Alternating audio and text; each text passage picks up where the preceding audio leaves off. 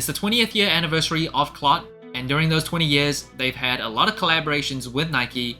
Now, some people might think the collaborations are hit and miss. There's been some great shoes like the Jordan 13 Low and Jordan 14 Low Terracotta, the Silk Air Force Ones, there's been a bunch of them, the Nike Dunk Low Clot and Fragment design that I reviewed earlier this year, all shoes that I really like. However, there has been some that's been received negatively. I know the MX1 Kiss of Death, a lot of people don't like the clear toe boxes on those, as well as the Jordan 5 Low Jade. I personally actually really like it. I actually have a pair of those, but I know they're like sitting under retail. They're pretty easy to get, but with all that said, even though if you think they're hit or miss, one thing you got to admit is that Clot always swings for the fences. None of their shoes ever stop at just changing a few colors here and there and then calling it a day. The point and mission of Clot is to bring Eastern culture to the West. Clot, if you didn't know, was founded by Edison Chen. He was a huge star in Asia, but he actually grew up in Canada, so he was someone that was kind of fluent in both cultures, and that's why he founded Clot, to bring a brand to the youth that could really bridge those two cultures. And in every single one of their collaborations, you can see they really try to do that. And after all these collaborations, it's resulted in a Nike Dunk Low that's rumored to be their final collaboration with Nike. And in my opinion, I think that this is their last collaboration with Nike. I think they went out with a bang. Clot, Nike, what the Dunk Low.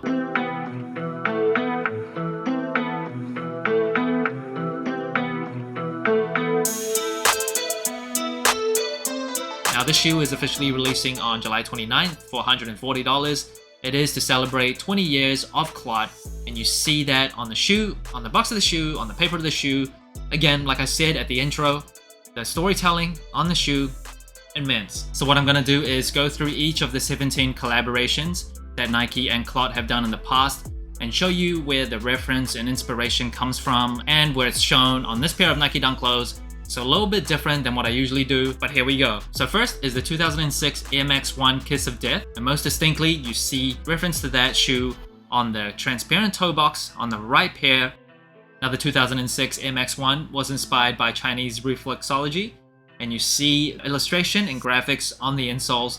That is a direct inspiration of that. And you see the insole on the left shoe. It is a special insole. I guess both these insoles are pretty special, but the left one has that 20-year anniversary Clot logo. And I do have to point out, the lines to the right, it says 20 in Mandarin. They're not just random lines. So 2 on the top, and the one that looks like a cross, that is 10. Now this transparent toe box is a very distinct but controversial feature on the 2006 MX1s. Hate it or love it, you gotta admit, it's very different. Next is the 2007 Air Zoom Dunksto ACU, and the Dunksto is a Dunk and Presto hybrid.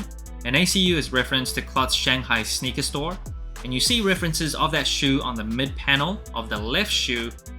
So it almost looks like a basket weaving pattern. Not sure how that would do in like different types of weather like rain or snow, but it does feel pretty durable and it's very different. Gotta give them that.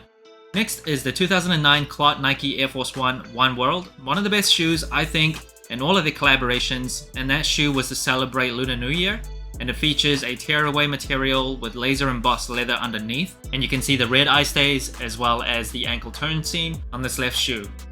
Next is the 2012 Nike Tennis Classic AC TZ Museum, and that featured a metallic silver leather upper sole, and each shoe was actually hand buffed to be worn in and have this distressed pattern. And it also included a sheet of sandpaper that came with the shoe, and it was to encourage people to like use the sandpaper and to wear the shoe however they want. I'm not sure if anyone actually did that, but if you've seen some of the past collaborations with Nike and Clot, Edison Chen is very big on people just like playing around with their shoes and customizing it and just wearing their personality on their sneakers. And you can see references to that shoe on the right heel. Next is the 2012 Nike Tennis Classic AC that had an all suede upper sole, and you can see references to that on the suede eye stays on the left shoe. So a very small detail, but it's there. Next is the 2015 Lunar Force One, that's the 10th year anniversary of Clot, and the reference to that are the red and blue jewel swooshes on the inner side of each shoe, as well as this hyper-fused mid-panel on the right shoe. Next is the 2018 Nike Silk Air Force One that featured a tearaway material to reveal white leather underneath with the pattern in gold. And you see that on the silk mudguard on the right shoe. And you also see that material actually on the Nike Dunk Low Clot Fragment design collaboration earlier this year.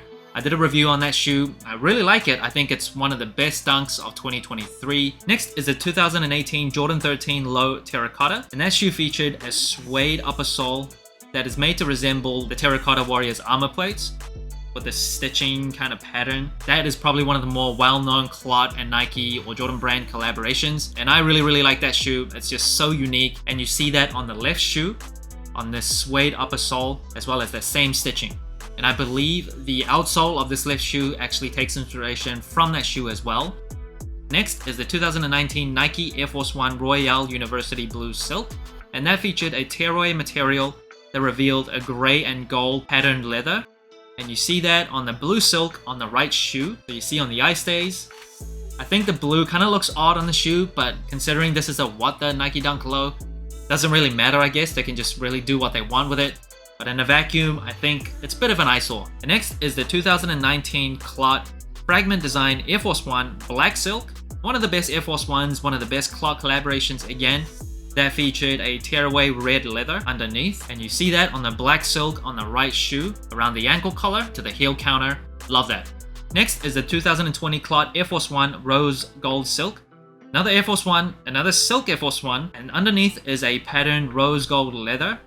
And on the left shoe of this Nike Dunk Low, you see that on the swoosh. I really happen to like this rose gold color. I think it blends in pretty well to that terracotta pattern. It just looks very unique. Looks pretty classy, looks luxurious. I love it. And next, another terracotta shoe, the 2021 Clot Jordan 14 Low Terracotta. One of the best collaborations in my opinion. Again, a very creative shoe. You see that on the mudguard on the left shoe. So wrapping right around on the toe box, you see that same stitching, and the material itself is suede. It's not the best suede, it's like that thin, more rough suede, but it's not the worst too. The next is the 2021 Air Max 1 Kiss of Death. So this was an updated version of the 2006 Air Max 1 Kiss of Death, and you see references to that shoe on the inner mid panel on the left shoe. So this kind of leather that actually matches the ankle collar of the 2021 Air Max 1 Kiss of Death. But also you see that perforated transparent toe box. That actually comes from the 2021 Kiss of Death, not the 2006 Kiss of Death. So I love that little detail, that little nuance. Next is another Air Max 1, and it's the Kiss of Death Solar Red. This shoe was actually made for and worn by Kanye West during his Hong Kong stop as part of his Touch the Sky tour. And you see references to that shoe on the ankle collar on the left shoe, and the weave pattern on the outer mid panel on the right shoe. Next is the 2021 Clot Sakai Nike LD Waffle, and that actually has the same toe box as the left shoe, so it's that kind of semi-translucent toe box. And I'll have more to say on size and comfort later, but that toe box, it actually lends itself to a pretty soft and comfortable feeling shoe. And next is another Clot Sakai. It is the 2021 Clot Sakai Nike LD Waffle Grey. That is seen on the mesh mid panel on the right shoe, as well as the speckled midsole. So if you look closely, you can see like white dots throughout on that gray midsole. It's the details that count. Finally, it is the 2022 Nike Flux Dunk, and the Nike Flux Dunk use a lenticular material, so the upper sole just looked different under different lighting and different angles. That was supposed to portray the ideology of yin and yang, fluidity and harmony. And you can see that on the swoosh on the right shoe, as well as the Clot logo on the heel. And if you look closely from different angles, you see Clot, and then from another angle you see Nike. So cool. It's the details, it's the creativity, putting that on sneakers. I love it. So there we go, 17 pairs of collaborations, 20 years of Clot.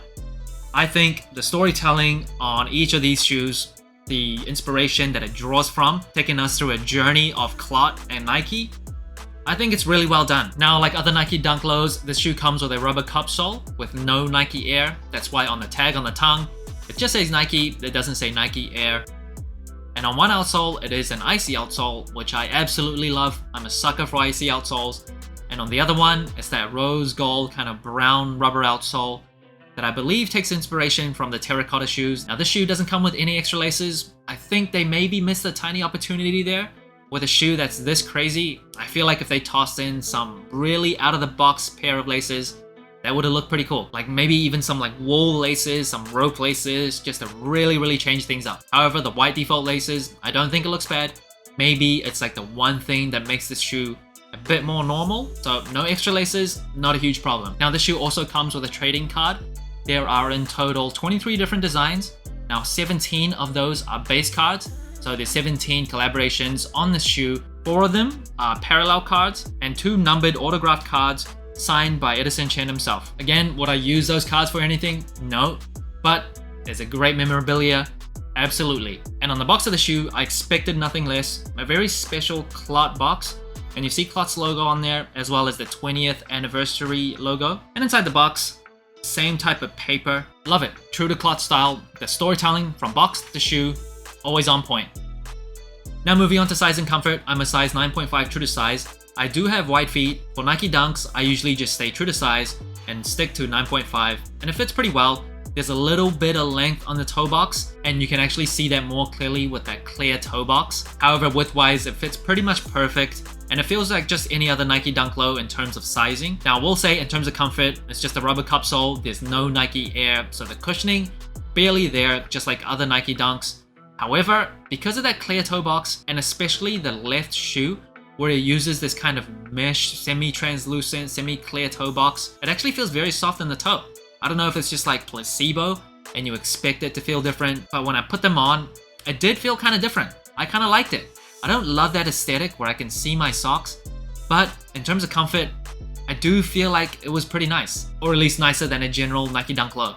And if you've never worn a Nike Dunk before, I'd compare it to like an Air Jordan 1, especially the Air Jordan 1 Low. And if you haven't worn that before, I think you should just go in store and just try one on and see for yourself. And that brings the total sole score to 18 out of 25. Pretty good score out of all the collaborations that I've ever reviewed. And this one is kind of hard to score. In terms of colorway, because it is a Nike Dunk What The shoe, how am I supposed to judge the colorway? There's so many different colors, so many different materials, but I'm gonna attempt to do it. I think in a vacuum, each of these shoes are pretty wearable. I think the colors are pretty nice. On the left shoe, it's a pretty muted look with the gray as well as the rose gold and hints of red to really make the shoe pop. On the right, this is probably the colors that I prefer, a black, white, silver, metallic, and gray shoe with hints of blue to make that shoe pop, even though I don't love the blue eye stays. So in terms of colors and the colorway, I think it's pretty nice. In a vacuum, it's not as nice as like a general release shoe with a more coherent and aligned colorway. However, for a What The shoe, I really like it. In terms of materials, again, it's hard to score. There's so many different materials, but I have to give it a 5 out of 5 just for the variety and creativity and the design of the materials on the shoe. You see so many different types, like the suede, as well as leather, as well as the silk, as well as hyperfuse material, the clear toe box, the mesh mid panels, the lenticular material that you see on the ankle collar, as well as the heel on the right shoe. There's just so many to choose from. So for materials, I gotta give it a 5 out of 5. Now in terms of comfort, like I said before, Nike Dunk Lows generally are not the most comfortable shoe. Very, very flat to the ground. You barely feel like you're walking on any cushioning because there is really no cushioning. It's just a rubber cup sole with an insole, and that's it. But again, I don't know if it's placebo, but those clear toe boxes, I just feel like the material lends itself to more softness, and I do have to give Nike Dunks credit for the ankle collar padding. I think that's always pretty well padded.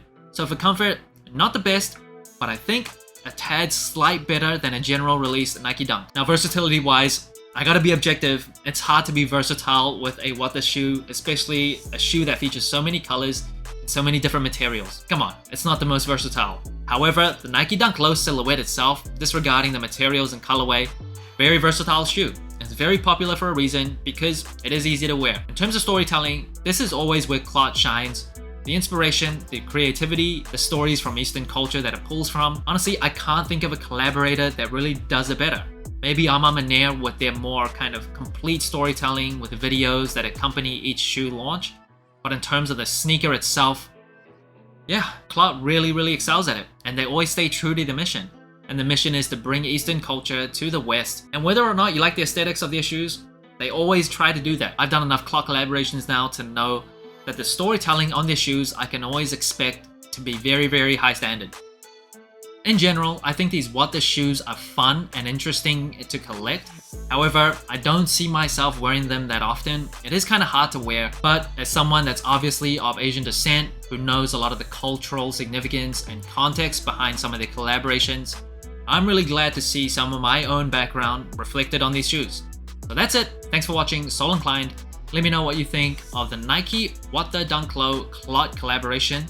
Like, subscribe, comment, all the good stuff. And remember, tomorrow may never come, so wear your shoes.